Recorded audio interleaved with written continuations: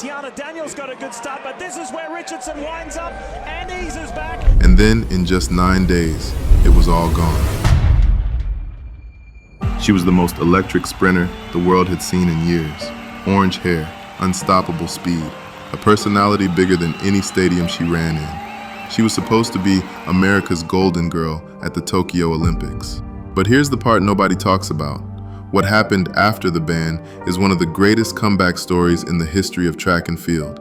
And it starts with a moment so personal, so painful, that it'll change how you see everything that came after it. Let's go back to June 19th, 2021. Eugene, Oregon, the U.S. Olympic trials.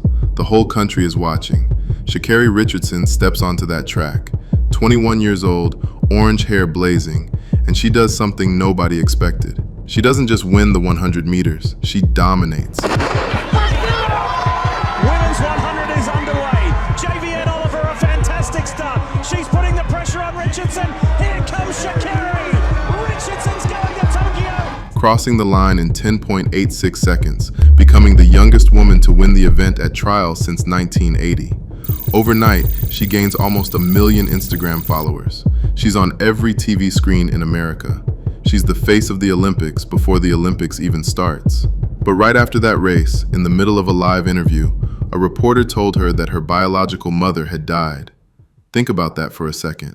She just ran the race of her life, cameras everywhere, the whole world is watching, and she finds out her mother is gone, from a complete stranger with a microphone in her face. 9 days later, the world found out she had tested positive for marijuana. U.S. Olympic track star Sha'Carri Richardson suspended for a month after testing positive for marijuana.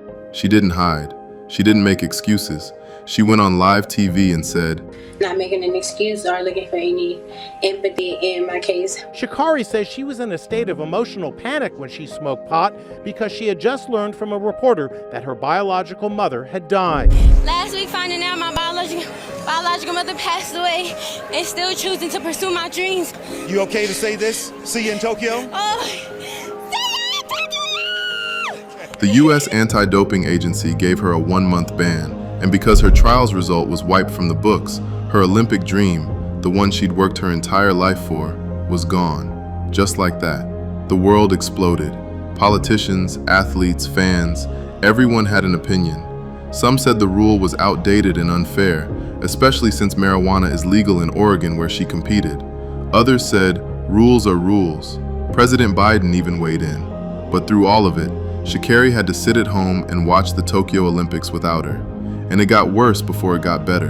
When she came back from suspension, she finished 9th at the Prefontaine Classic. Going very well, Shelley-Ann Fraser-Price, Richardson's nowhere. What a performance there. It's the fastest in the world this year, 10:54 the winning time. He's from the Olympic Games. Coming out today, it was a great return back to the sport. I wanted to be able to come and perform, having a month off, dealing with all I was dealing with. I'm not upset at myself at all. This is one race. I'm not done. You know what I'm capable of. Count me out if you want to. Talk all the you want, because I'm here to stay. I'm not done. I'm the 6th fastest woman in this game ever.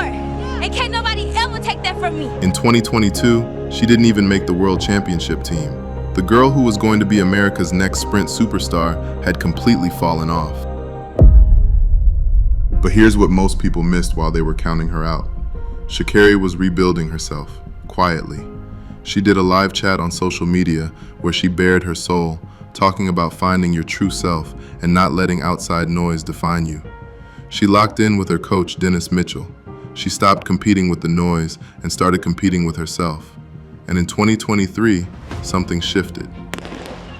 Women's 100 final, it was not a good start for Sha'Carri Richardson. But Tamari Davis on her inside is making her work for it. Now here comes Sha'Carri Richardson. Richardson is a national champion, 1084. She won the U.S. National Championship in July. Then she walked into the World Athletics Championships in Budapest, Hungary, her first ever major global championship, and the world finally saw what she had been building.